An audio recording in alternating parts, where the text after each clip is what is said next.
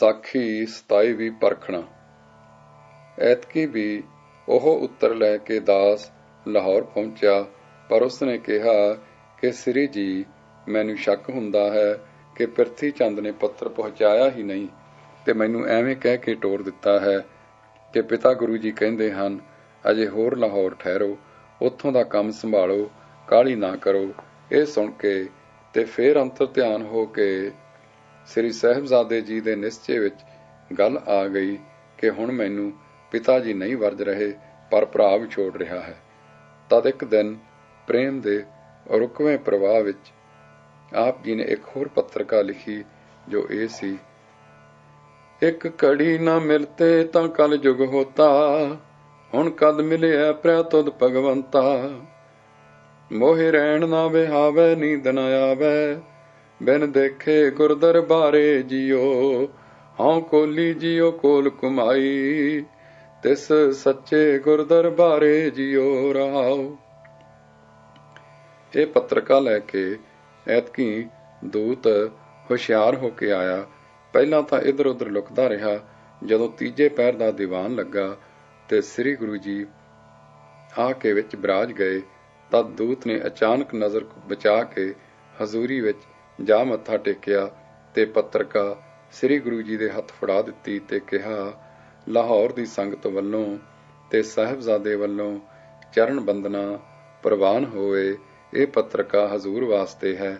ਸਾਹਿਬਜ਼ਾਦੇ ਜੀ ਨੇ ਦਿੱਤੀ ਹੈ ਤੇ ਆਪ ਦੇ ਕਰ ਕਮਲਾਂ ਵਿੱਚ ਦੇਣ ਦੀ ਆਗਿਆ ਹੈ ਸੀ। ਸਤਿਗੁਰ ਜੀ ਜਾਣਦੇ ਤਾਂ ਸਨ, ਪਰ ਪੱਤਰਕਾ ਪੁੱਤਰ ਦੀ ਸੁਣ ਕੇ ਵਧੇਰੇ ਰੁਖ ਕੀਤਾ ਤਾਂ ਉਸਨੇ ਥੋੜੇ ਅੱਖਰਾਂ ਵਿੱਚ ਸ੍ਰੀ ਅਰਜਨ ਜੀ ਦੇ ਬਿਰਹਿ ਦੀ ਗੱਲ ਸੁਣਾਈ। ਸਾਹਿਬਾਂ ਨੇ ਸੁਣੀ, ਪੱਤਰਕਾ ਪੜ੍ਹੀ, ਨੈਣ ਪਰ ਆਏ।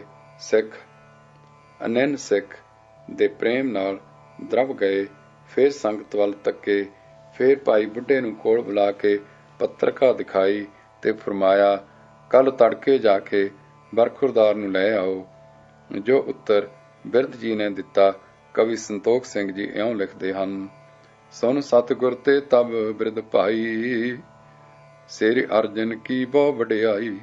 ਲਗਿਓ ਸਰਾਹਨ ਸ਼ੀਲ ਵਿਸਾਲਾ, ਲੇਸ਼ ਅਹੰਕਾਰ ਨਹੀਂ ਤਿਸ ਕਾਲਾ। ਰਾਵਤ ਕੀ ਆਇਸ ਕੋ ਪਾਏ, ਹੋਤ ਪ੍ਰਾਤ ਕੇ ਲਵ ਪੁਰ ਜਾਏ। ਮੈਂ ਆਨ ਹੁੰਗੋ ਅੰਮ੍ਰਿਤ ਸਰ में, जिनके अति लालसा उर में। ਗੱਲ ਕੀ ਭਾਈ ਬੁੱਢਾ ਜੀ ਲਾਹੌਰ ਗਏ ਤੇ ਸ੍ਰੀ ਅਰਜਨ ਦੇਵ ਜੀ ਨੂੰ ਪਿਆਰ ਤੇ ਸਨਮਾਨ ਨਾਲ ਲੈ ਆਏ। ਸਾਹਿਬਜ਼ਾਦੇ ਦੀ ਖੁਸ਼ੀ ਤੇ ਵੈਰਾਗ ਦੇ ਸੰਗਮ ਨੂੰ ਕੌਣ ਵਰਣਨ ਕਰੇ। ਨੈਣਾ ਤੋਂ ਨੀਰ ਢਰਦਾ ਸੀ, ਲੂੰ ਕੰਡੇ ਹੁੰਦੇ ਸਨ, ਮਨ ਦਰਵਦਾ ਵਹਿ ਟੁਰਦਾ ਸੀ ਕਿ ਸਤਿਗੁਰ ਦੇ ਹਜ਼ੂਰ ਆ ਪਹੁੰਚੇ। ਕਵੀ ਸੰਤੋਖ ਸਿੰਘ ਜੀ ਲਿਖਦੇ ਹਨ, ਸਤਿਗੁਰ ਜਿਸ ਥਲ ਸਭਾ ਲਗਾਈ, ਉਤਰੇ ਆਨ ਸੰਗ ਬ੍ਰਿਧ ਭਾਈ।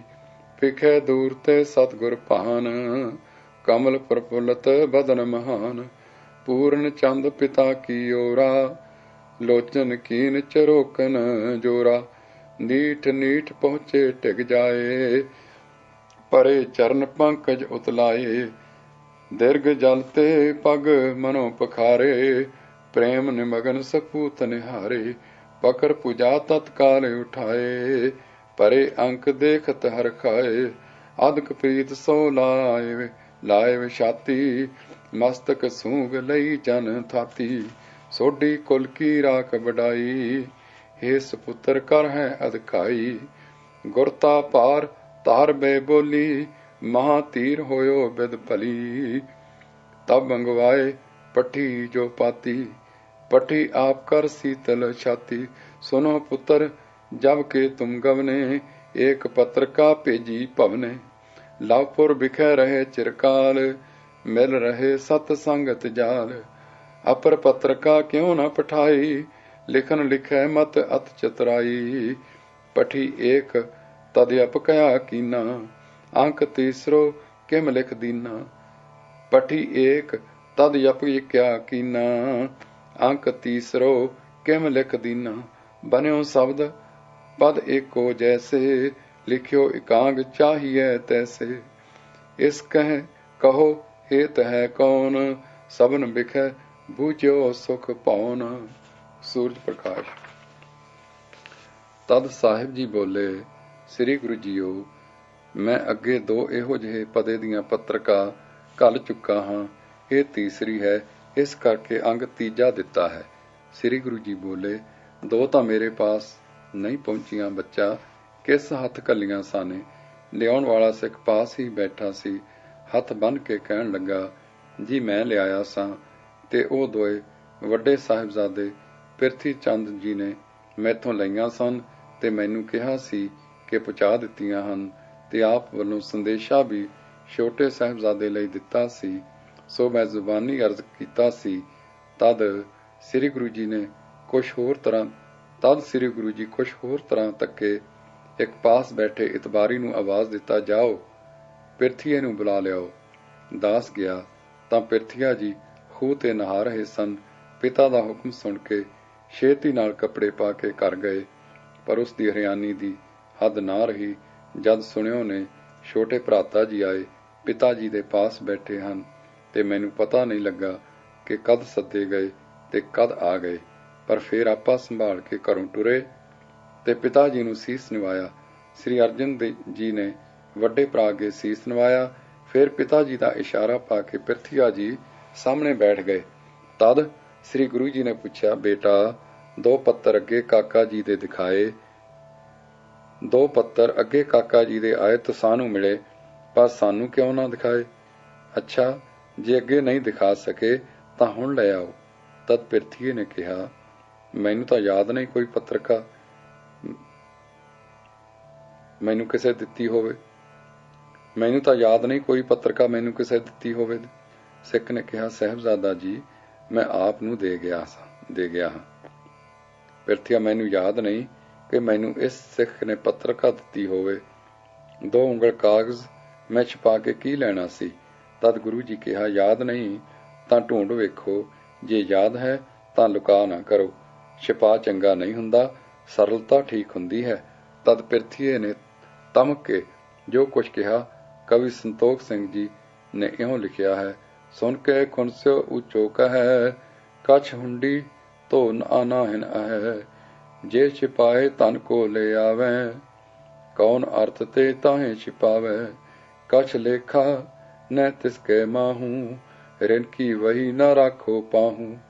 ਸਿੱਖ ਤੇ ਗਿਰ ਹੋਏ ਮਗ ਲਿਆਵਤ, ਸਿੱਖ ਤੇ ਗਿਰੀ ਹੋਏ ਮਗ ਲਿਆਵਤ।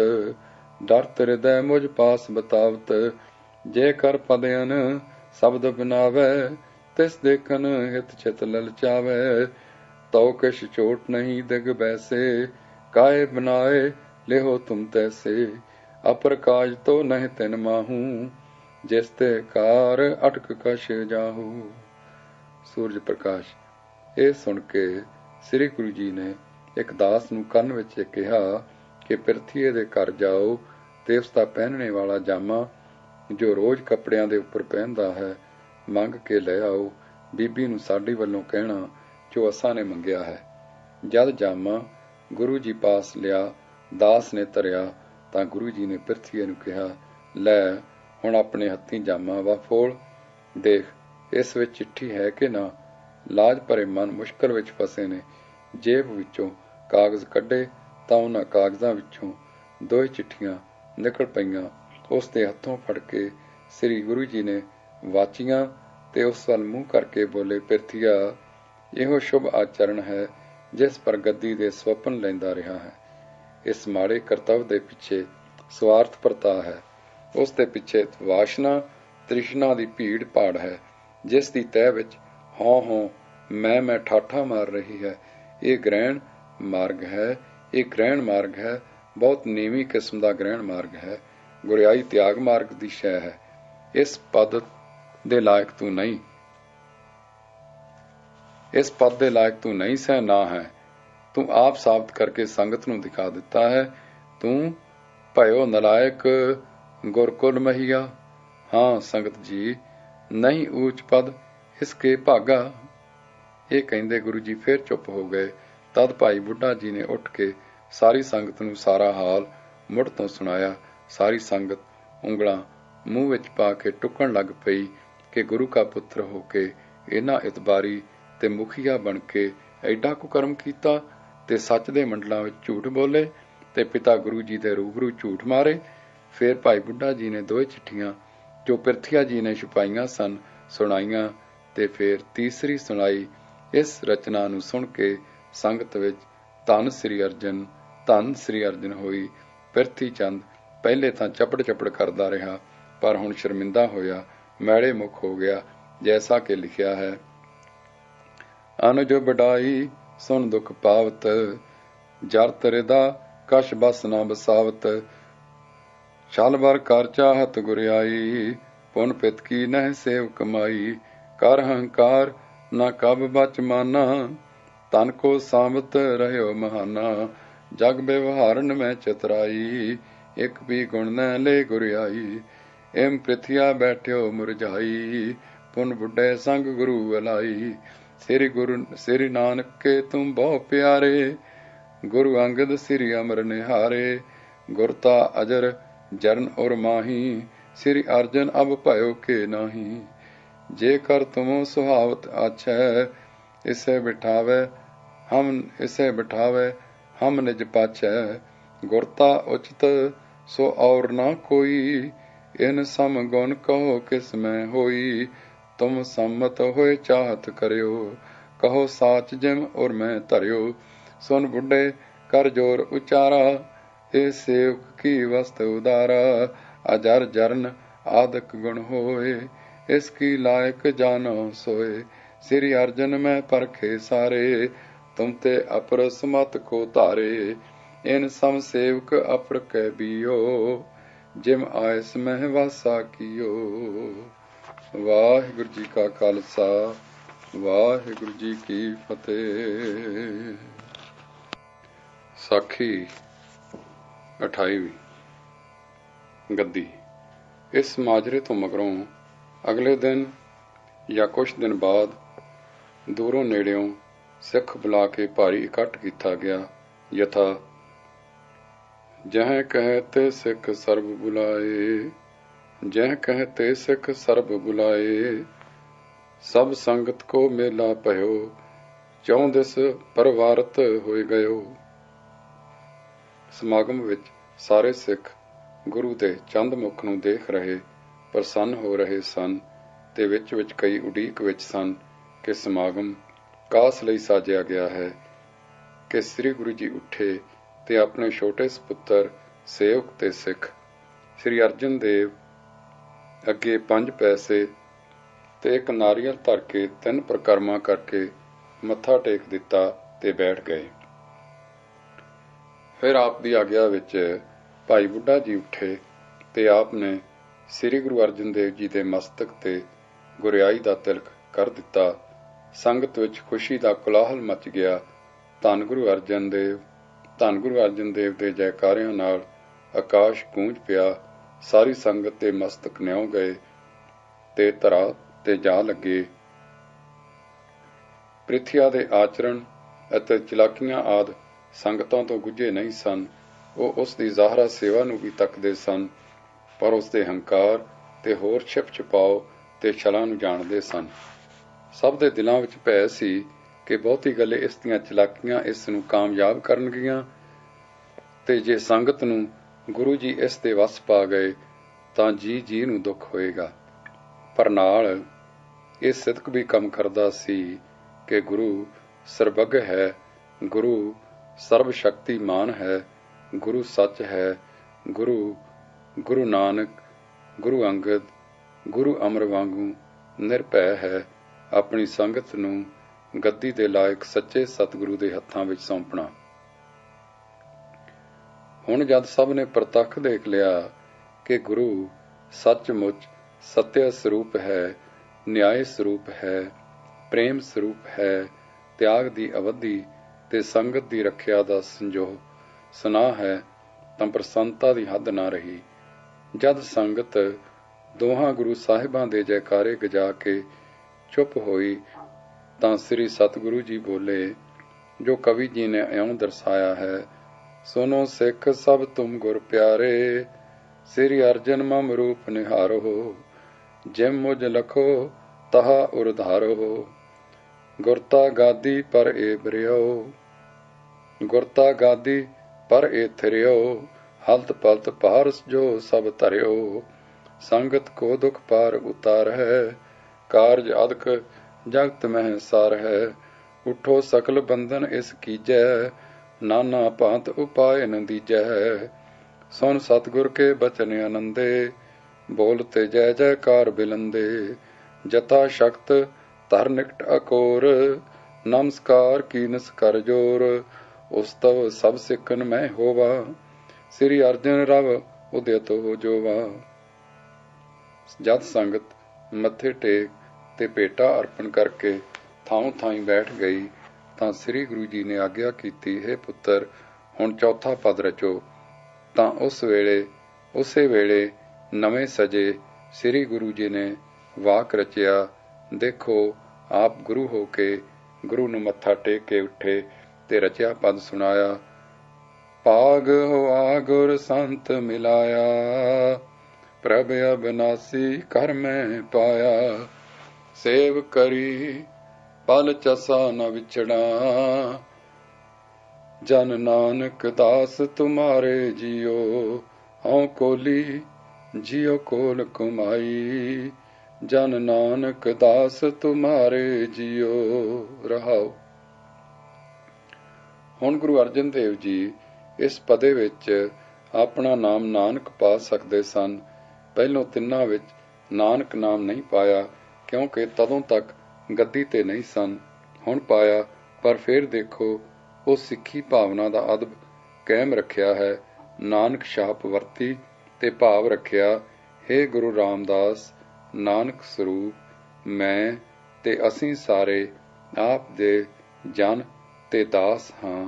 ਨਾਨਕ ਪਦ ਮੁਕਤਾ ਕੱਕੇ ਵਾਲਾ ਹੈ, ਜਿਸ ਦਾ ਅਰਥ ਹੈ, ਹੇ ਨਾਨਕ ਅਸੀਂ ਜਨ ਹਾਂ, ਤੁਹਾਡੇ ਦਾਸ ਹਾਂ। ਅੰਕ ਚੌਥੇ ਤੋਂ ਬਾਅਦ ਫਿਰ ਦੁਹਰਾਇਆ ਹੈ ਕਿ ਮੈਂ ਸਦਕੇ ਹਾਂ, ਘੋਲ ਘੁਮਾਇਆ ਹਾਂ, ਅਸੀਂ ਸਾਰੇ ਜਨ ਹਾਂ, ਤੁਹਾਡੇ ਦਾਸ ਹਾਂ। ਗੁਰੂ ਅਰਜਨ ਦੇਵ ਜੀ ਇਹ ਪਦਾ ਵਾਚ ਕੇ ਗੁਰੂ ਜੀ ਨੂੰ ਨਮਸਕਾਰ ਕਰਕੇ ਬੈਠ ਗਏ।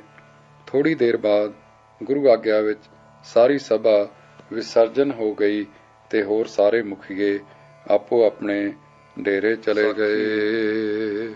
29 ਵਾਹਿਗੁਰੂ ਜੀ ਕਾ ਖਾਲਸਾ ਜੀ ਦਾ ਵਿਵਾਦ। ਪਿਰਥੀਆ ਮਹਾਦੇਵ ਸਭਾ ਵਿੱਚ ਬੈਠੇ ਸਨ। ਮਹਾਦੇਵ ਜੀ ਬਾਬਤ ਲਿਖਿਆ ਹੈ, ਮਹਾਦੇਵ ਤੂਸ਼ਨ ਤਿਰ ਤਿਓ, ਹਰਕ ਨਾ ਸ਼ੋਕ ਹਿਰਦੈ ਕੁਛ ਕੀਓ। ਪਿਰਥੀਆ ਜੀ ਬਾਬਤ ਲਿਖਿਆ ਹੈ, ਪਿਰਥੀ ਚੰਦ ਦੁੱਤ ਚੰਦ ਮਨਿੰਦ, ਫੀਕੋ ਪਰਿਓ ਤਿਸੀ ਛਿਨ ਮੰਦ, ਜਰ ਬਰ ਗਇਓ ਅਦਕ ਦੁਖ ਪਾਵਤ, ਨੀਵ ਗਰੀਬ ਕਰ ਬਸ ਨਾ ਬਸਾਵਤ।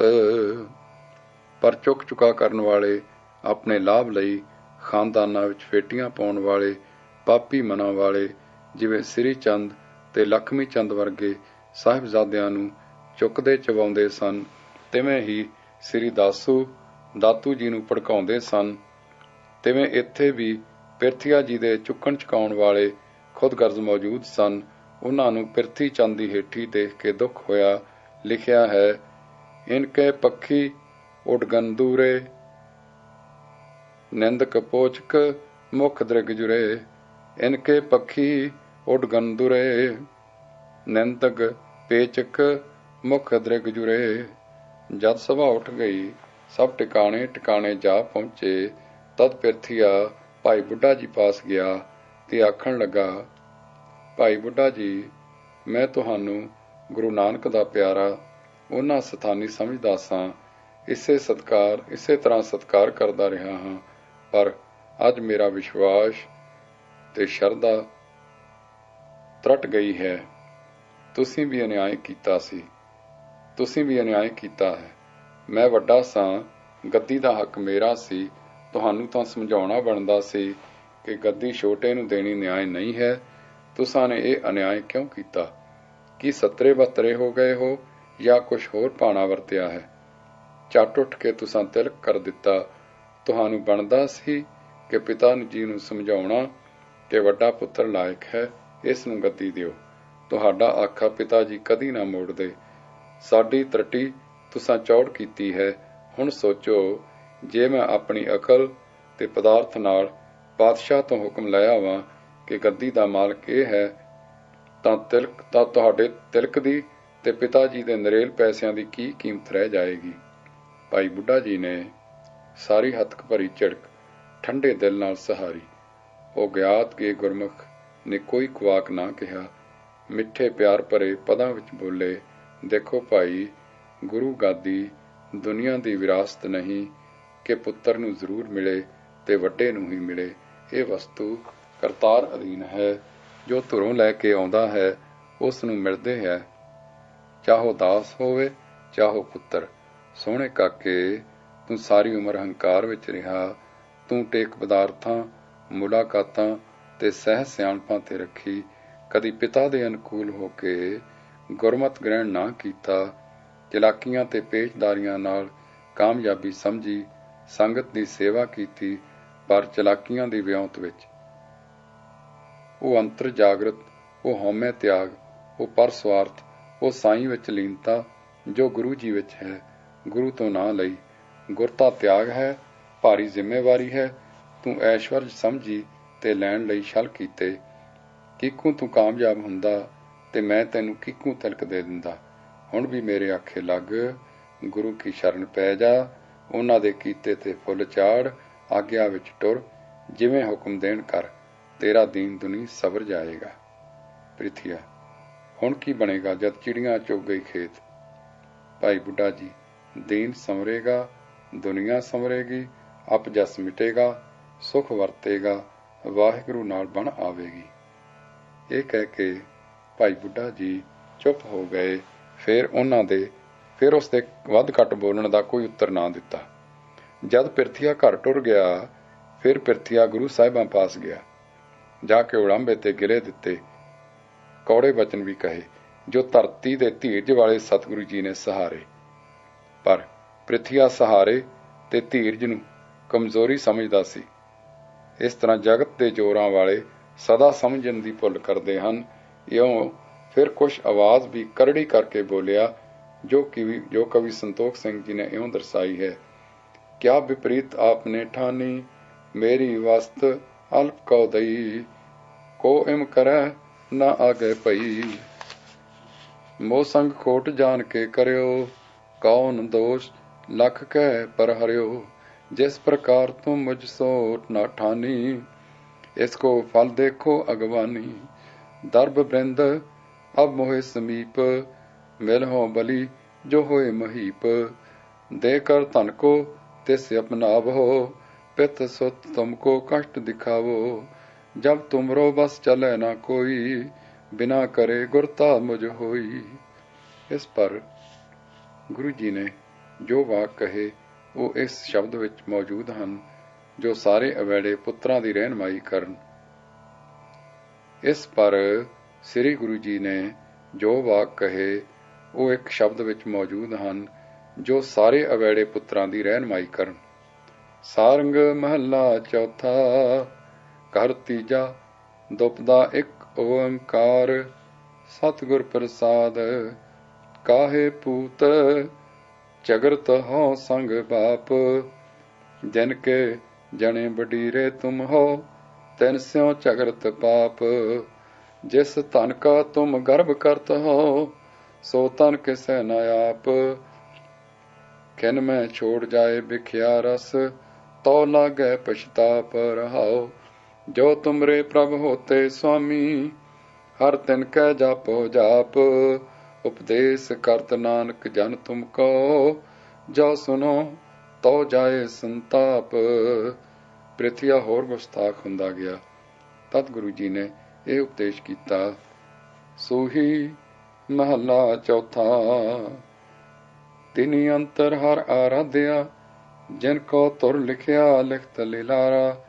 ਤਿਨ ਕੀ ਵਕੀਲੀ ਕੋਈ ਕਿਆ ਕਰੇ, ਜਿਨ ਕਾ ਅੰਗ ਕਰੇ ਮੇਰਾ ਹਰ ਕਰਤਾਰਾ। हर हर ध्याए मन मेरे मन ध्याए, हर जन्म जन्म के सब दुख निवारण हारा रहाओ। तुर भगत जना को बख्सिया, हरि अमृत भगत भंडारा। मूर्ख होवे सो उनकी रीस करे, तिस हलत पलत मोहकारा। से भगत से सेवका, जिना हर नाम प्यारा। तिनकी सेवा ते हर पाईऐ, सिर निंदक कह पवै चारा। जिस घर विरती सोई जाने, जगत गुरु नानक पूछ करो विचारा। चौह पीढ़ी आद जुगाद, बखीली किने ना पायो, हर सेवक पाए निस्तारा। ਪਿਰਥੀਆ ਗੁਸਤਾਖੀ ਤੋਂ ਨਾ ਟਲਿਆ, ਕੜਵੇ ਵਾਕ ਕਰਦਾ ਰਿਹਾ, ਆਪਣੇ ਇਕੱਠੇ ਕੀਤੇ ਧਨ ਦਾ ਤੇ ਪਾਤਸ਼ਾਹੀ ਡਰਾਵਿਆਂ ਦੀਆਂ ਧਮਕੀਆਂ ਦਿੰਦਾ ਰਿਹਾ। ਸਤਿਗੁਰ ਜੀ ਫੇਰ ਕਹਿਤ ਪਏ, ਉੱਠ ਤਿਰੋ ਨਾ ਆਗੋ, ਅਬ ਤੇ ਨਹਿ ਹਮਰੇ ਮੁਖ ਲਾਗੋ। ਪਿਰਥੀਆ ਫੇਰ ਕੁਛ ਕਟੂ ਵਚਨ ਕਰਦਾ ਚਲਾ ਗਿਆ। ਵਾਹਿਗੁਰੂ ਜੀ ਕਾ ਖਾਲਸਾ, ਵਾਹਿਗੁਰੂ ਜੀ ਕੀ ਫਤਿਹ। ਸਾਖੀ ਤੀਵੀਂ ਅੰਤਰ ਧਿਆਨ। ਸ੍ਰੀ ਗੁਰੂ ਜੀ ਖਿਮਾ ਨਿਧਾਨ ਜਾਣਦੇ ਸਨ ਕਿ ਅੰਤ ਸਮਾਂ ਨੇੜੇ ਹੈ। ਗੁਰੂ ਅਮਰਦਾਸ ਜੀ ਆਪਣੀ ਉਮਰਾਂ ਦੇ ਕੁਝ ਸਾਲ ਆਪ ਨੂੰ ਦੇ ਗਏ ਸਨ। ਉਹ ਹਿਸਾਬ ਹੁਣ ਪੂਰਾ ਸੀ। ਸੋ ਆਪ ਜੀ ਨੇ ਠਾਣੀ ਕਿ ਸਰੀਰ ਦਾ ਤਿਆਗ ਗੁਰੂ ਅਮਰਦਾਸ ਜੀ ਦੇ ਸ਼ਾਂਤਮਈ ਚਰਨਾਂ ਵਿੱਚ ਹੀ ਹੋਵੇ, ਜਿੱਥੇ ਕਿ ਸਾਰੀ ਉਮਰ ਉਹਨਾਂ ਨੇ ਸੇਵਾ ਕੀਤੀ ਤੇ ਆਤਮ ਰਸ ਮਾਣੇ ਹਨ। ਤਦ ਆਪ ਨੇ ਭਾਈ ਬੁੱਢੇ ਤੇ ਬੀਬੀ ਭਾਨੀ ਜੀ ਨੂੰ ਸਮਝਾਇਆ ਕਿ ਸਵੇਰੇ ਗੋਇੰਦਵਾਲ ਚੱਲਣੇ ਦੀ ਤਿਆਰੀ ਕਰ ਦਿਓ। ਰਾਤ ਤਿਆਰੀ ਹੋ ਗਈ। ਤ੍ਰਿਪਹਿਰੇ ਵਜੇ ਉੱਠ ਕੇ ਗੁਰੂ ਜੀ ਸਮਾਧੀ ਸਥਿਤ ਹੋ ਗਏ। 2 ਘੜੀ ਦਿਨ ਚੜ੍ਹਨ ਵਿੱਚ ਸੀ ਜੋ ਸਮਾਧੀ ਖੁੱਲੀ। ਤੁਰਨ ਦੀ ਤਿਆਰੀ ਮੁਕੰਮਲ ਸੀ। ਸੋ ਆਪ ਜੀ, ਬੀਬੀ ਭਾਨੀ ਜੀ, ਭਾਈ ਬੁੱਢਾ ਜੀ, ਮੁਖੀ ਸਿੱਖ ਤੇ ਸ੍ਰੀ ਗੁਰੂ ਅਰਜਨ ਦੇਵ ਜੀ ਟੁਰ ਪਏ ਤੇ ਤੀਜੇ ਪਹਿਰ ਗੋਇੰਦਵਾਲ ਜਾ ਪਹੁੰਚੇ। ਜਾ ਸਾਰੇ ਪਰਿਵਾਰ ਨੂੰ ਮਿਲੇ। ਸ੍ਰੀ ਮੋਹਨ ਜੀ, ਮੋਹਰੀ ਜੀ ਤੇ ਸਾਰੇ ਸਾਕ ਸੈਨ ਪਿਰਥੀਏ ਦੀ ਕਰਤੂਤ ਸੁਣ ਕੇ ਦੁਖੀ ਹੋਏ। ਉਸੇ ਰਾਤ ਜਾਂ 2 ਰਾਤਾਂ ਮਗਰੋਂ ਸ੍ਰੀ ਗੁਰੂ ਜੀ ਨੇ ਆਪਣੇ ਸੱਚਖੰਡ ਜਾਣ ਦਾ ਵਕਤ ਪੁੱਗ ਗਿਆ ਦੱਸਿਆ। ਸਾਰੇ ਸਮਝਦਾ ਰਹੇ ਸਨ, ਪਰ ਗੁਰੂ ਮੁਖ ਤੋਂ ਸੁਣ ਕੇ ਬਹੁਤ ਦਿਲਗੀਰ ਹੋਏ। ਪਰ ਗੁਰੂ ਜੀ ਨੇ ਸਭ ਨੂੰ ਸੌਣ ਦੀ ਆਗਿਆ ਕੀਤੀ। ਸਾਰਿਆਂ ਨੇ ਹੁਕਮ ਮੰਨਿਆ, ਪਰ ਨੀਂਦ ਕਿਸ ਨੂੰ ਪਵੇ। ਤ੍ਰਿਪਹਿਰੇ ਵਜੇ ਗੁਰੂ ਜੀ ਉੱਠੇ। ਸਾਰੇ ਨਾਲ ਤਿਆਰ ਹੋਏ। ਬਾਵਲੀ ਜਾ ਕੇ ਇਸ਼ਨਾਨ ਕੀਤਾ। ਰਬਾਬੀ ਕੀਰਤਨ ਕਰਨ ਲੱਗੇ। ਦੀਵਾਨ ਸਜ ਗਿਆ। ਗੁਰੂ ਜੀ ਸਮਾਧੀ ਲਾ ਕੇ ਨਿਜਾਨੰਦ ਵਿੱਚ ਮਗਨ ਹੋ ਗਏ। ਜਦ ਭੋਗ ਪੈ ਗਿਆ ਤਾਂ ਸਾਹਿਬਾਂ ਨੇ ਨੇਤਰ ਖੋਲੇ ਤੇ ਸਾਰੇ ਸਜੇ ਦੀਵਾਨ ਵਿੱਚ ਵਾਕ ਬੋਲੇ, ਜੋ ਕਵੀ ਸੰਤੋਖ ਸਿੰਘ ਜੀ ਨੇ ਇਉਂ ਦਰਸਾਏ ਹਨ। ਸੁਨੋ ਸਿੱਖ ਤੁਮ ਸਤਿਗੁਰ ਪਿਆਰੇ, ਸਿਮਰੋ ਹਰ ਹਰ ਜਨਮ ਸੁਧਾਰੇ। ਅੰਤ ਸਮਾਂ ਅਬ ਪਇਓ ਹਮਾਰੇ, ਤਨ ਤਿਆਗੇ ਪਰਲੋਕ ਪਧਾਰੈ। ਸ੍ਰੀ ਨਾਨਕ ਗੁਰ ਅੰਗਦ ਔਰਾ, ਸ੍ਰੀ ਗੁਰ ਅਮਰ ਚੌਥ ਤਨ ਮੋਰਾ। ਚਾरों गुर के दर्श विशेखो, पंचम श्री अर्जन बप देखो। एक रूप पंचह को जानो, भेद रतीक नहीं मन ठानो। हलत पालत गन सिख सहायक, ये सब पार तार बेलायक। दे गुरता गादी को शोभा, रत्ना कर गंभीर अछोभा। इसके संग जो रचय कुटाई, पुजे ना दीन दुनी दुख पाई। मोहन अपर मोहरी साथ, कहो बाक सोडी कुलनाथ। तुम गंभीर तीर मतवंते, पित आयस नित नित बरतंते। छिमावंत गुण बैस महाने, अनसूयक शुभ मन है माने। श्री अर्जन मन परम पुनीत, तुम अनुसारी बरतै नीत। शुभ गुण जुगत सो नम्र गंभीर, इसको जानो मोर शरीर। गहो पूजा निर्बाहो सदा, राखो चित न बिसारो कदा। सुनत मोहरी ने ते समो, गही बाह करके गुर नमो। निज सिर पर सो तारण करी, बानी कहत मृदोल रस भरी। जब ते पित की आयस भई, मैं शरदा तब ते धर लई। सतगुर रूप प्रथम तुम पए, बंदनी सब ते बड़ थए। अब तुम जिसे बिठावो आप, जग गुरता बड़ियाई बताप, तुम सम पूजनी सब तेरे, तुम सम पूजनी सब केरे, इस प्रकार दृढ़ सरदा मेरे, तन मोहरी सतगुर कहयो, पुन श्री अर्जन की दिस लयो। सुधा सरोवर मोर शरीर, तिसकी टहल करो बड़ तीर, जग में बड़े होए बख्याता, मुक्त भुगत संगत को दाता, श्री गुरु अमरदास की आयस, रहे कंत हम सब सुखदायस, चौदिस ते सो पान बनावो, हर मंदिर सुंदर उसरावो, ताल बिखै शोभा होए ऐसे, हर विमान तित नभ में जैसे, किदों फर्श बैडूरज मन को, बीच बन्यो कर महान दिसन को, मम आज्ञा एह तारो मन में, नित व्रत रहिए रचन जतन में, सुनकर श्री अर्जन कर जोर, कर्ण करावन मैं तुम जोर, निमित्त मात्र में रहो माहे, प्राण होत लग सेवों ताहे, रहो रचन प्रसाद तुम्हारो, हो सहायक आप संभारो, एम सुन कर सतगुर प्रसन्न, कहो हो सब लायक धन, कह सुन कह तब कीन त्यारी, हित परलोक जग गुर उपकारी, कह सुन कह तब कीन त्यारी, हित परलोक जग गुर उपकारी। हुण जद सब कुछ हो चुका ਤਾਂ ਸ੍ਰੀ ਗੁਰੂ ਜੀ ਆਪਣੇ ਤੁਰਨ ਦੇ ਤਿਆਰੇ ਹਿੱਤ ਸੁਖ ਆਸਨ ਹੋਣ ਲਈ ਉੱਠੇ। ਜੋ ਆਸਣ ਅੰਤਮ ਸਥਿਤੀ ਵਾਸਤੇ ਵਿਛਵਾਇਆ ਸੀ, ਉਸ ਉੱਤੇ ਸ੍ਰੀ ਗੁਰੂ ਜੀ ਸਥਿਤ ਹੋਣ ਲੱਗੇ ਤਾਂ ਸ੍ਰੀ ਭਾਨੀ ਜੀ ਨੇ ਬਿਨੈ ਕੀਤੀ ਕਿ ਮੈਨੂੰ ਆਪਣੇ ਨਾਲ ਚੱਲਣੇ ਦੀ ਆਗਿਆ ਬਖਸ਼ੋ। ਇਹ ਸੁਣ ਕੇ ਸਦਾ ਅਡੋਲ ਹਰਖ ਸ਼ੋਕ ਤੋਂ ਅਤੀਤ ਸਤਿਗੁਰੂ ਜੀ ਬੋਲੇ, ਸਰੀਰ ਵਾਹਿਗੁਰੂ ਜੀ ਨੇ ਬਣਾਇਆ ਹੈ, ਅਸਾਂ ਨਹੀਂ ਬਣਾਇਆ। ਜਿਸ ਨੇ ਬਣਾਇਆ ਹੈ ਉਸੇ ਦਾ ਕੰਮ ਤੇ ਹੱਕ ਹੈ ਇਸ ਨੂੰ ਸਮਾਪਤ ਕਰਨੇ ਦਾ, ਸਾਨੂੰ ਨਹੀਂ। ਫਿਰ ਕੁਛ ਚਿਰ ਚੁੱਪ ਰਹਿ ਕੇ ਬੋਲੇ, ਜੋ ਕਵੀ ਜੀ ਨੇ ਇਉਂ ਦਰਸਾਇਆ ਹੈ, ਮਹਾ ਜਸੇ ਸੁਨ ਭਾਗ ਮਹਾਨੀ, ਅਪਰ ਨ ਤ੍ਰੇਖੋ ਤੋਹੇ ਸਮਾਨੀ।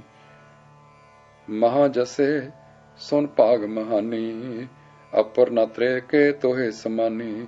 ਸ੍ਰੀ ਗੁਰੂ ਅਮਰਦਾਸ ਪਿਤ ਜਿਸਕੇ, कौन पटंतर कहिए तिसके। पुन तो पर प्रसन्न हम रहे, माने तथा जथा बच कहे। श्री अर्जन पापुत्र प्रबीना, सोढ़ी कुलदन उज्जल कीना। राखी गुरता कर जिठाई, अपर बास्ते राख हटाई। तेरो सफल जन्म जग पायो, करबे उचित सकल कर लयो। कितक दिना तव स्वास शरीर, प्रार बद भोगो तर धीर। पुन सुखैन ही तन को त्याग, आए मिले हम सो बड़ भाग। हर्ष शोक अर राग सो द्वेष, अब ते तोहे न होए अशेष। इस प्रकार धीरज दे के भाई बुढ़ा जी ते भाई गुरदास जी वल तके, कोई अटुट मेहर दी नजर पाई। फिर श्री गुरु अर्जन देव जी वल परम किरपा दृष्टि नाल तके, अगम निगम दीआं ताकतां नाल भर चुके अपने समान कीते नूं अंतम किरपा दृष्टि पा के उठे ते अपने तैयार करवाए अंतम आसन ते स्थित हो गए। लग गई समाध, मानो रोज वांगू बैठे हन ते कुछ देर नूं उठणगे, पर चेहरे तो इउं जाप रहा सी जिवें कि लीन हुंदे जा रहे हन आपे दे विच ही। फिर आपने अपना चेहरा आप ढक लिया ते हुण शरीर दा कोई अंग ना हिलिया ना फरकिया, जिवें रोज दी समाधि हुंदी सी। समाधि लग गई अडोल, हाँ महा अडोल समाधि अज लग गई, जो जगता धार विच लै गई। जिस नाल सदा जुड़े रहिंदे सन, अज उस दे सरूप विच लीन हो गए। प्रेमी तक रहे हन, तक्को प्यारिओ, हुण ओ नैण नहीं तकणगे जो रोज तुसां ते मेहरां तकदे सन, जो रोज तुसां ते मेहरां नाल तकदे सन। ਹੁਣ ਦਿਵ ਨੈਣ ਅਰਸ਼ਾਂ ਤੋਂ ਤੱਕਿਆ ਕਰਨਗੇ ਤੁਸਾਂ ਨੂੰ, ਤੇ ਆਉਣ ਵਾਲੇ ਸਮਿਆਂ ਦੇ ਪ੍ਰੇਮੀਆਂ ਨੂੰ, ਜੋ ਪ੍ਰੇਮ ਪਿਆਰ ਨਾਲ ਉਚਾਰਿਆ ਕਰਨਗੇ, ਧੰਨ ਗੁਰੂ ਰਾਮਦਾਸ। ਧੰਨ ਗੁਰੂ ਰਾਮਦਾਸ ਲਿਖਿਆ ਹੈ ਉਸ ਵੇਲੇ ਆਕਾਸ਼ ਵਿੱਚ ਇੱਕ ਪ੍ਰਕਾਸ਼ ਹੋ ਚਮਕਿਆ। ਸ਼ਬਦ ਗੁੰਜਾਰ ਵਿੱਚ ਇੱਕ ਅਰੂਪ ਰੂਪ ਵਾਲੀ ਪਸਰ ਗਈ। ਬੀਬੀ ਭਾਨੀ, ਭਾਈ ਬੁੱਢਾ, ਭਾਈ ਗੁਰਦਾਸ ਜੀ, ਸ੍ਰੀ ਮੋਹਨ ਜੀ, ਸ੍ਰੀ ਮੋਹਰੀ ਜੀ, ਸ੍ਰੀ ਗੁਰੂ ਅਰਜਨ ਦੇਵ ਜੀ, ਸਾਰਾ ਪਰਿਵਾਰ, ਸਾਰੇ ਨਗਰ ਦੇ ਲੋਕ, ਸਿੱਖ ਸੰਗਤ ਪਰਿਵਾਰਤ ਬੈਠੇ ਆਪਣੇ ਵਿੱਚੋਂ ਮਾਨੋ ਸੁੰਨ ਹੋ ਗਏ। ਇੱਕ ਚੁੱਪ ਸ਼ਾਂਤ ਛਾ ਗਈ। ਐਸਾ ਪ੍ਰਭਾਵ ਸੀ ਕਿ ਮਾਨੋ ਵਾਯੂ ਦੀ ਥਾਂ ਆਤਮ ਭਰਪੂਰ ਹੋ ਰਿਹਾ ਸੀ। ਜਿਸ ਵੇਲੇ ਨਿਸ਼ਚਿਤ ਹੋ ਗਿਆ ਕਿ ਹੁਣ ਪਵਿੱਤਰ ਸਰੀਰ ਰਹਿ ਗਿਆ ਹੈ ਤੇ ਆਤਮਾ ਅੰਤਰ ਧਿਆਨ ਹੋ ਗਈ ਹੈ, ਤਾਂ ਪਹਿਲਾਂ ਵਾਹਿਗੁਰੂ ਵਾਹਿਗੁਰੂ ਦੀ ਧੁਨ ਲੱਗੀ। ਫਿਰ ਰਬਾਬੀਆਂ ਨੇ ਕੀਰਤਨ ਆਰੰਭ ਕਰ ਦਿੱਤਾ। ਵੈਰਾਗ ਵੈਰਾਗ ਵੈਰਾਗ, ਪਰਮ ਵੈਰਾਗ ਛਾ ਗਿਆ। ਸ੍ਰੀ ਪਾਵਨ ਗੁਰੂ ਕੇ ਪ੍ਰੇਮੀ ਭੱਟ ਜੀ ਲਿਖਦੇ ਹਨ, ਦੇਵਪੁਰੀ ਮੈਂ ਗਇਓ, ਆਪ ਪਰਮੇਸ਼ਰ ਪਾਇਓ, ਹਰ ਸਿੰਘਾਸਣ ਦਿਓ, ਸ੍ਰੀ ਗੁਰ ਤੈ ਬੈਠਾਇਓ। ਰਹਿਸ ਕਿਓ ਸੁਰਦੇਵ, ਤੋਹਿ ਜਸ ਜੈ ਜੈ ਜੰਪੈ, ਅਸੁਰ ਗਏ ਤੈ ਭਾਗ, ਪਾਪ ਤਿਨ ਭੀਤਰ ਕੰਪੈ, ਕਾਟੇ ਸੋ ਪਾਪ ਤਿਨ ਨਰੋ ਕੇ, ਗੁਰ ਰਾਮਦਾਸ ਜਿਨ ਪਾਇਓ, ਛਤਰ ਸਿੰਘਾਸਨ ਪਿਰਥਮੀ, ਗੁਰ ਅਰਜਨ ਕੋ ਦੇ ਆਇਓ। ਵਾਹਿਗੁਰੂ ਜੀ ਕਾ ਖਾਲਸਾ, ਵਾਹਿਗੁਰੂ ਜੀ ਕੀ ਫਤਿਹ। ਵਾਹਿਗੁਰੂ ਵਾਹਿਗੁਰੂ ਵਾਹਿਗੁਰੂ। ਇੱਕ ਓੰਕਾਰ ਸਤਿਗੁਰ ਪ੍ਰਸਾਦ। ਸ੍ਰੀ ਅਸ਼ਟਗੁਰ ਚਮਤਕਾਰ ਭਾਗ ਦੂਜਾ। ਸਾਹਿਬ ਸ੍ਰੀ ਗੁਰੂ ਅਰਜਨ ਦੇਵ ਜੀ ਮਹਾਰਾਜ, ਪੰਜਵੀਂ ਪਾਤਸ਼ਾਹੀ। ਸਾਖੀ ਪਹਿਲੀ। ਗੁਰੂ ਦਰਸ਼ਨ। ਪੰਜਾਬ ਦੇ ਦਰਿਆ ਵੀਰਾਂ ਦੀ ਨਿੱਕੀ ਭੈਣ ਵਾਂਗ ਵਗ ਰਹੀ ਹੈ ਬਿਆਸਾ, ਪਰ ਅੱਜ ਉਛਾਲਿਆਂ ਵਿੱਚ ਹੈ। ਇਸ ਦੇ ਪਾਣੀਆਂ ਦਾ ਰੰਗ ਵੀ ਬਰਸਾਤੀ ਹੈ, ਜੋ ਵੜ ਚੜ ਕੇ ਵਗ ਰਹੇ ਹਨ ਤੇ ਕਰਾਰੇ ਖੱਪਰ ਵੀ ਪੈ ਰਹੇ ਹਨ।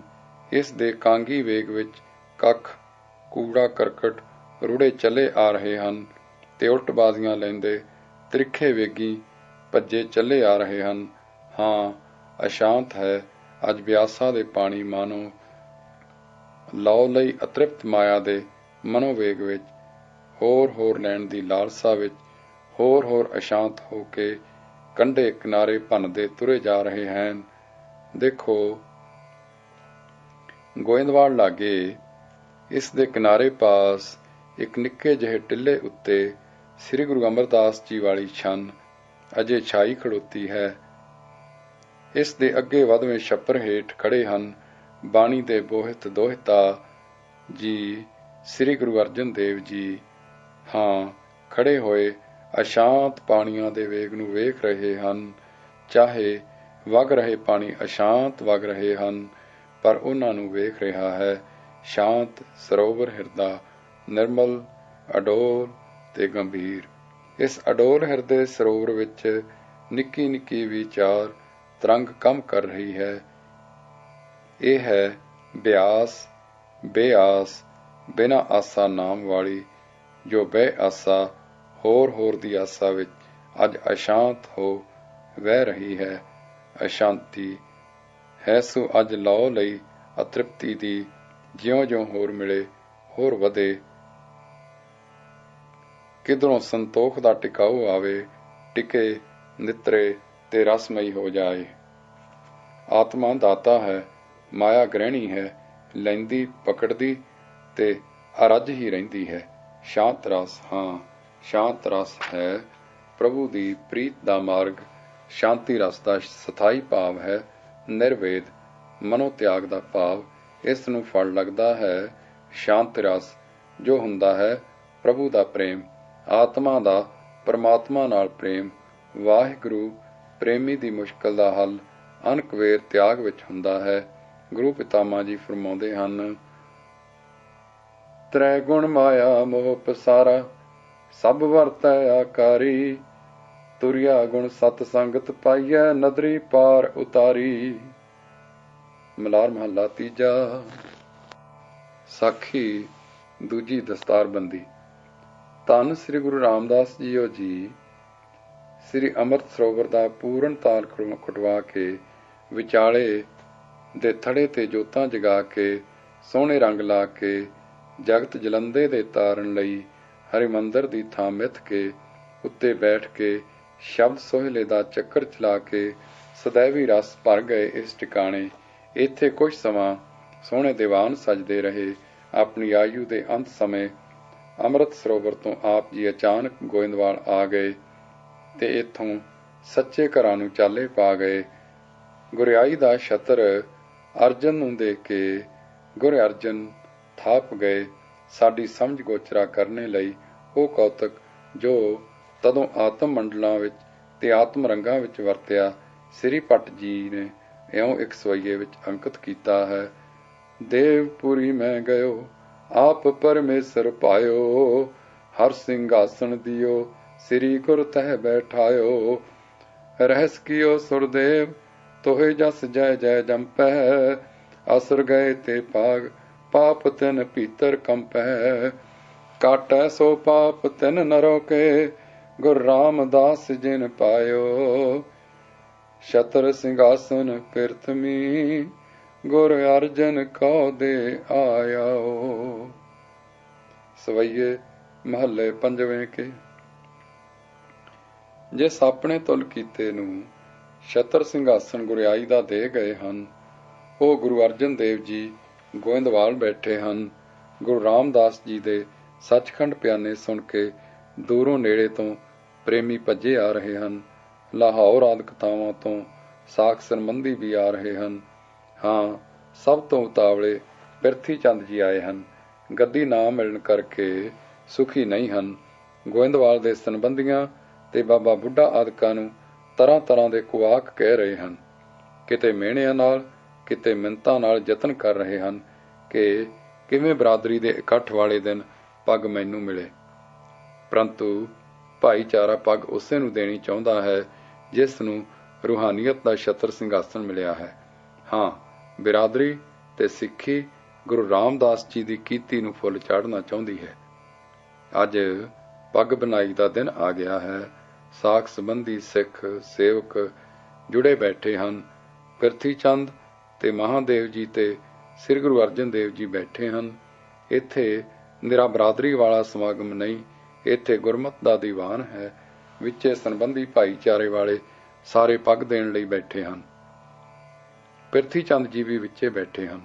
ਪਹਿਲਾਂ ਤਾਂ ਗੋਇੰਦਵਾਲ ਉੱਠ ਚਲੇ ਸਨ ਕਿ ਸਾਰੀ ਸੰਗਤ, ਸਾਰੇ ਸ਼ਰੀਕ ਦੇ ਲਾਹੌਰ ਵਾਲੇ ਸਾਕ, ਗੋਇੰਦਵਾਲੇ ਨਾਨਕੇ ਸਭ ਦੇ ਸਭ ਮੇਰੇ ਵਿਰੁੱਧ ਹਨ। ਮੈਂ ਪੱਗ ਵਾਲੇ ਦਿਨ ਹੱਥ ਕਰਾ ਕੇ ਕੀ ਲੈਣਾ ਹੈ।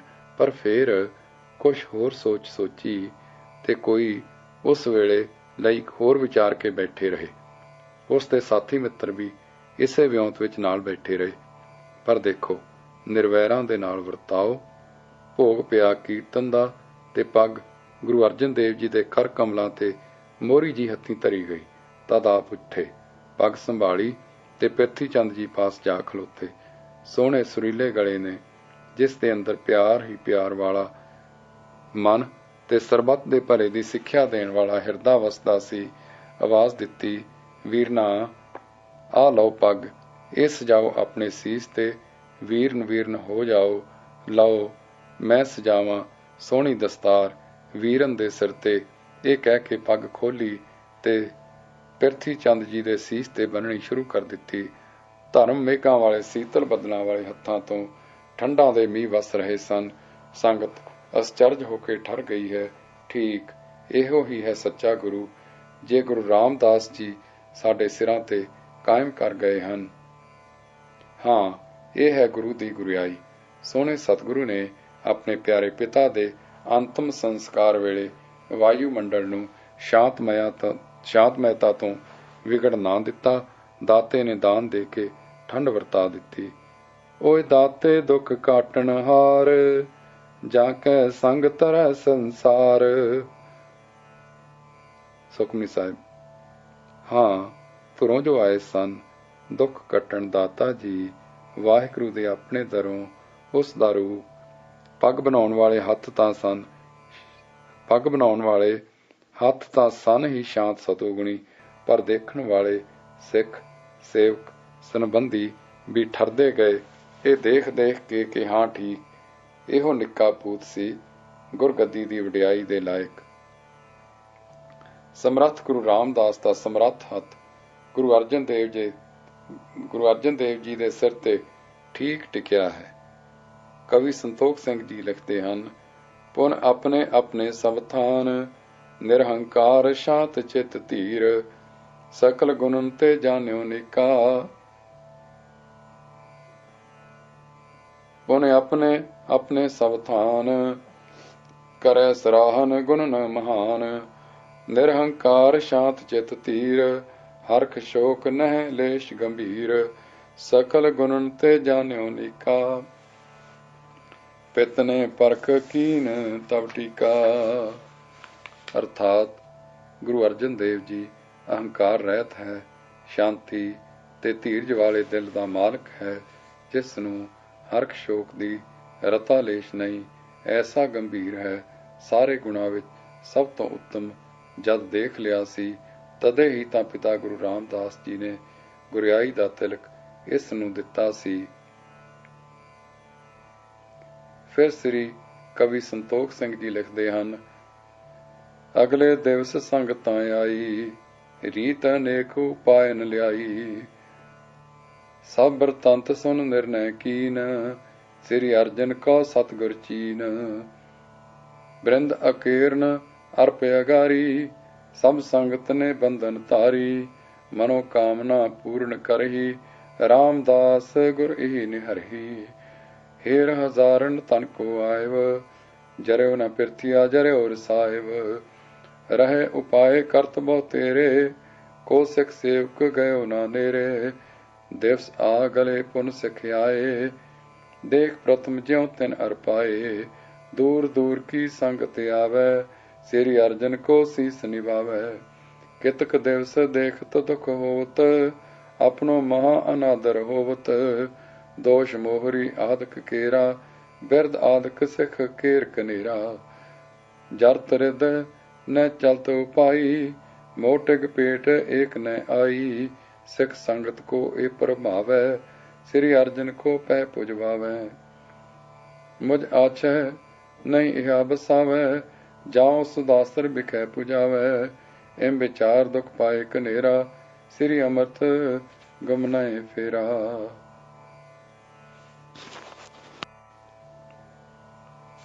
ਸ੍ਰੀ ਰਾਮਦਾਸਪੁਰੇ ਪਹੁੰਚ ਕੇ ਪਿਰਥੀ ਚੰਦ ਜੀ ਨੇ ਸੋਲੀ ਖਾਂ ਨੂੰ ਮਿਲਣ ਦੀ ਠਾਣੀ, ਜੋ ਅੱਜ ਕੱਲ ਕੁਝ ਫੌਜ ਸਮੇਂ ਮਾਝੇ ਵੱਲ ਆ ਰਿਹਾ ਸੀ। ਉਸ ਨਾਲ ਮਿਲ ਕੇ ਉਸ ਨੂੰ ਕੁਝ ਅਮੋਲਕ ਵਸਤਾਂ ਦਿੱਤੀਆਂ ਤੇ ਮਿੱਤਰਤਾ ਦੇ ਸੰਬੰਧ ਵਧਾਏ। ਫਿਰ ਆਪਣੀ ਲੋੜ ਦੱਸੀ ਕਿ ਛੋਟੇ ਭਰਾ ਨੇ ਗੱਦੀ ਜ਼ੋਰੀ ਖੱਸ ਲਈ ਹੈ, ਵੱਡਾ ਮੈਂ ਹਾਂ, ਦਸਤਾਰਬੰਦੀ ਦੀ ਰਸਮ ਪਿਤਾ ਜੀ ਦੇ ਚਲਾਣੇ ਤੇ ਮੇਰੀ ਹੋਈ ਹੈ, ਉਸ ਦੇ ਵਿਰੁੱਧ ਮੈਨੂੰ ਲੋੜ ਪਈ ਤੇ ਮਦਦ ਕੀਤੀ ਜਾਏ। ਸੁਲੇ ਨੇ ਹਾਂ ਕੀਤੀ। ਇਸ ਪ੍ਰਕਾਰ ਦੇ ਪਰਸਪਰ ਬਚਨ ਹੋ ਕੇ ਪਿਰਥੀ ਚੰਦ ਜੀ ਪ੍ਰਸੰਨ ਚਿਤ ਘਰ ਆਏ। ਉਧਰ ਗੁਰੂ ਅਰਜਨ ਦੇਵ ਜੀ ਕੁਝ ਮਹੀਨੇ ਗੋਇੰਦਵਾਲ ਰਹੇ। ਹੁਣ ਆਪ ਨੇ ਸੋਚਿਆ ਕਿ ਰਾਮਦਾਸਪੁਰੇ ਚੱਲੀਏ ਤੇ ਪਿਤਾ ਜੀ ਦੀ ਆਗਿਆ ਅਨੁਸਾਰ ਸਰੋਵਰ ਨੂੰ ਪੱਕਾ ਬਣਾਈਏ ਤੇ ਅੰਮ੍ਰਿਤ ਸਰੋਵਰ ਦੇ ਵਿਚਕਾਰਲੇ ਥੜੇ ਤੇ, ਜਿੱਥੇ ਗੁਰੂ ਰਾਮਦਾਸ ਜੀ ਆਰਜ਼ੀ ਬੰਗਲਾ ਕੇ ਸ਼ਾਮੀਆਨਾ ਲਾ ਕੇ ਜੋਤਾਂ ਜਗਾ ਗਏ ਹਨ, ਪੱਕਾ ਮੰਦਰ ਹਰ ਮੰਦਰ ਸਾਜ ਕੇ ਆਗਿਆ ਦੀ ਪਾਲਣਾ ਕਰੀਏ। ਆਦਿ ਗੁਰੂ ਜੀ ਤੋਂ ਦੂਜੇ ਸਤਿਗੁਰਾਂ ਨੂੰ ਤੇ ਦੂਜੇ ਤੋਂ ਤੀਜੇ ਤੇ ਤੀਜੇ ਤੋਂ ਚੌਥੇ ਤੇ ਚੌਥੇ ਤੋਂ ਇਸ ਉਹਨਾਂ ਸੇਵਕਾਂ ਨੂੰ ਆਗਿਆ ਹੁੰਦੀ ਆਈ ਹੈ, ਤ੍ਰੈ ਪਦਾਂ ਵਿੱਚ ਪੁਰਖਾ ਪੰਥ ਕਰਨਾ। ਸਤਿਗੁਰੂ ਨਾਨਕ ਜੀ ਕਹਿਓ, ਸੁਨ ਸਤਿਪੁਰਖ ਮਤ ਸਾਰ, ਗੁਰਮੁਖ ਪੰਥ ਹਰ ਕੋ ਰਚੈ, ਗੁਰਮਤਿ ਮੰਤਰ ਉਚਾਰ। ਮਹਿਮਾ ਪ੍ਰਕਾਸ਼। ਸੋ ਪੰਥ ਦੀ ਕਾਇਮੀ, ਉੱਨਤੀ ਤੇ ਜਗਤ ਸੇਵਾ ਦੇ ਕਾਰਜ ਦੇ ਸਿਰੇ ਚਾੜ੍ਹਨ ਲਈ ਇਸ ਮੰਦਰ ਦੀ ਸਾਜਨਾ ਤੇ ਹਰੀ ਸੇਵਨ, ਹਰੀ ਪੂਜਨ ਦੀ 8 ਪੈਰੀ ਮਰਿਆਦਾ ਕਾਇਮ ਕਰ ਦਈਏ। ਇਸ ਪ੍ਰਕਾਰ ਦੀ ਵਿਚਾਰ ਆਪ ਦੇ ਨਿਸ਼ਕਾਮ ਜਗ ਪ੍ਰੇਮ ਦੀ ਆਪ ਨੂੰ ਰਾਮਦਾਸਪੁਰੇ ਲੈ ਆਈ। ਯਾਦ ਰਹੇ ਕਿ ਤਦੋਂ ਨਵੀਂ ਵਸੀ ਨਗਰੀ ਦਾ ਨਾਮ ਰਾਮਦਾਸਪੁਰ ਜਾਂ ਰਾਮਦਾਸਪੁਰਾ ਸੀ ਤੇ ਸਰੋਵਰ ਦਾ ਨਾਮ ਜੋ ਚਾਹੋ ਕੱਚਾ ਸੀ ਪਰ ਖੁਣਿਆ ਗਿਆ ਸੀ ਤੇ ਉੱਪਰੋਂ ਆ ਰਹੀ ਰੋਹੀ ਦਾ ਪਾਣੀ ਵੀ ਉਸ ਵਿੱਚ ਭਰਿਆ ਹੋਇਆ ਸੀ। ਅੰਮ੍ਰਿਤਸਰ ਸੀ।